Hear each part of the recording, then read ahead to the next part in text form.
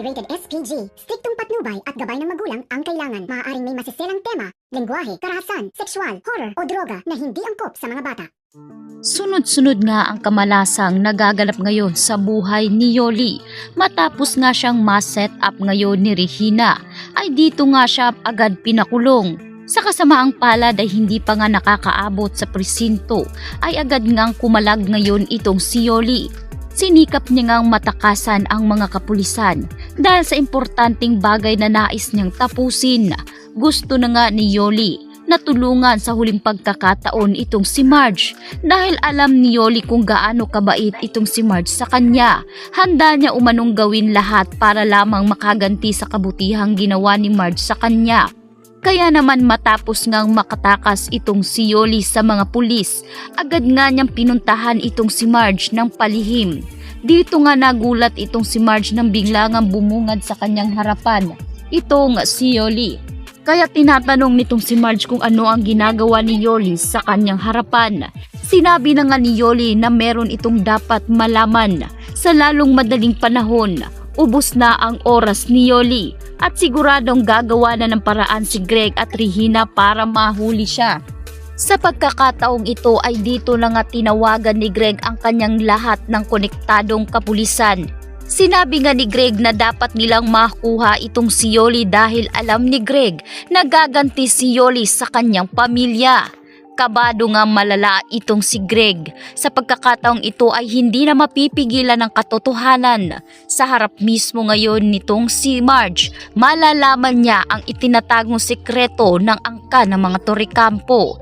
Dali-dali ngang ibinigay ni Yoli ang papel, isang paternity test na magsasaad at tulong na rin para kay Jasmine.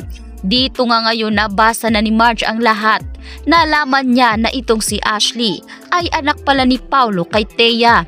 Masama ang loob ni Marge, halo-halong pakiramdam dahil naaawa siya ngunit masaya dahil kahit papaano ay nakikitaan niya ng konting pag-asa na mabuhay si Jasmine. Subalit hindi nga ganoon kasaya dahil labag sa kalooban ni Marge ang ginawa ngang kasalanan ni Paulo at Thea. Matapos ngang magloko si Paulo at gawing kirida si Thea, hindi pa nga naghihilom ang ganoong sugat ay paparating na naman ang mas malalim na sugat na siguradong giwiwindang sa pagkatao ni Marge. Dahil nalaman niya na itong si Ashley pala ay anak ni Paulo kay Thea. Masama umano ang loob ni Marge dahil halos mabaliw na nga siya sa kakahanap ng paraan kung paano makakatunton ng magmamatch para dito kay Jasmine. Subalit hindi gumawa ng paraan si Paulo at dito labag din sa kalooban ni Thea na gumawa at magsagawa ng test para kay Ashley kung magmamatch ba ito kay Jasmine. Kaya sa pagkakataong ito ay tuluyan na ngang nagpahuli si Yoli sa mga kapulisan. Siya mismo ang sumuko at dito niya inamin kay Marge na hindi totoo ang paratang sa kanya. Set up umano ang nangyari.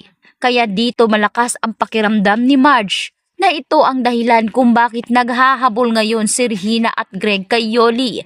Dahil marami pang alam si Yoli na siguradong wawasak sa pagkatao ng mga Torrecampo. Samantalang malakas din ang loob nitong si Marge na isa sa mga katulong ang gumawa sa pagsunog sa naturang pamamahay.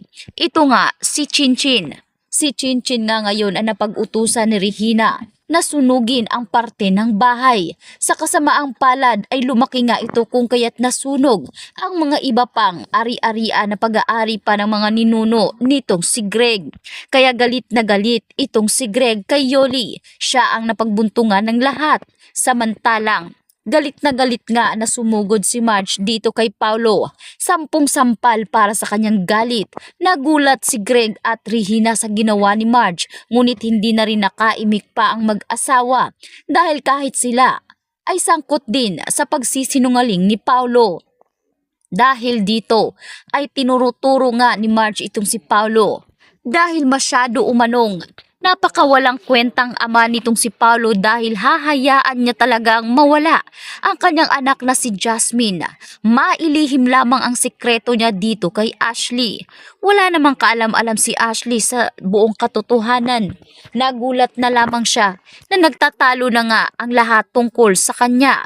Tinanong ni Ashley ang kanyang tita Marge kung ano ang dahilan at kung bakit galit na galit itong si Marge. Sinabi ni Marge at inamin niya kay Ashley na hindi si Edward ang kanyang tunay na ama. Sabay ipinakita ni Marge ang paternity test na dito nagpapatunay na 99.9% na si Paulo ang kanyang ama. Galit na galit si Ashley at hindi niya maipaliwanag, maging ang kanyang ina ay hindi nga siya kayang depensahan pagdating sa problemang ito.